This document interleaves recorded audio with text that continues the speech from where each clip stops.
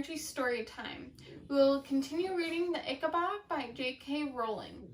In this episode, we'll read chapter 6, but before I start, I want to remind everyone to check out the Ickabog.com and see the competition that J.K. Rowling has going on for children's, I believe, the ages 7 to 12 to enter drawings to go along with the book and possibly have them published when the book is released in November. Okay, chapter 6, The Fight in the Courtyard. There was a courtyard behind the palace where peacocks walked, fountains played, and statues of former kings and queens kept watch. As long as they didn't pull the peacock's tail, jump in the fountains, or climb the statues, the children of all palace servants were allowed to play in the courtyard after school. Sometimes Lady Islanda, who liked children, would come and make daisy chains with them.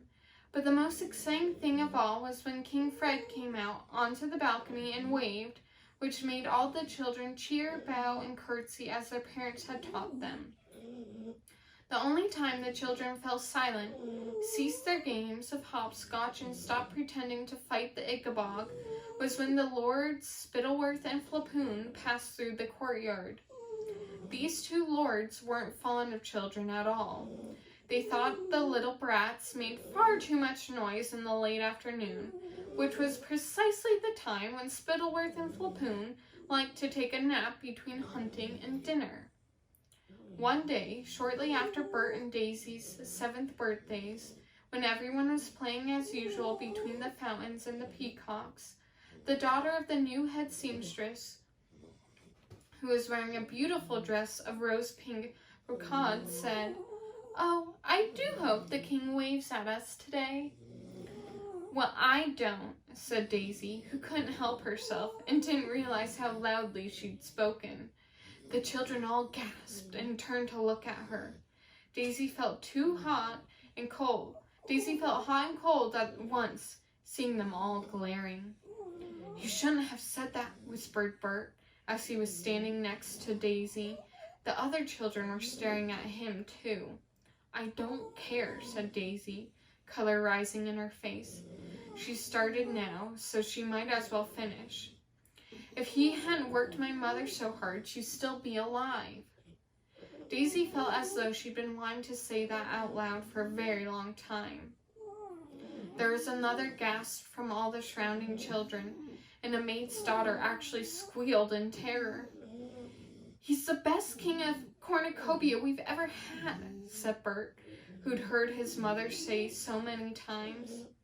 "No, he isn't," said Daisy loudly. "He's selfish, vain, and cruel." "Daisy," whispered Bert, horrified. Don't be silly." It was the word silly that did it. Silly. When the new head seamstress's daughter smirked and whispered behind her hand to her friends, while pointing at Daisy's overalls. Silly. When her father wiped away his tears in the evenings thinking Daisy wasn't looking. Silly. When to talk to her mother she had to visit a cold white headstone. Daisy drew back her hand and smacked Bert right around the face. Then the oldest Roach brother, whose name was Roderick, and who now lived in Daisy's old bedroom, shouted, "Don't let her get away with it, Butterball!" and led all the boys in shouts of, "Fight, fight, fight!" Terrified, Bert gave Daisy's shoulder a half-hearted shove, and it seemed to Daisy that the only thing to do was to launch herself at Bert, and everything became dust and elbows until suddenly the two children were pulled apart by Bert's father, Mayor Beamish, who'd come running out of the palace on hearing the commotion to find out what was going on.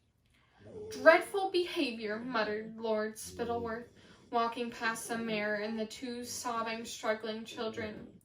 But as he turned away, a broad smirk spread over Lord Spittleworth's face. He was a man who knew how to turn a situation to good use, and he thought he might have found a way to banish children, or some of them anyway, from the palace courtyard. Thank you for watching Chapter 6 of The Ickabog by J.K. Rowling. I hope you enjoyed it as much as we did, and we look forward to reading the next chapter with you.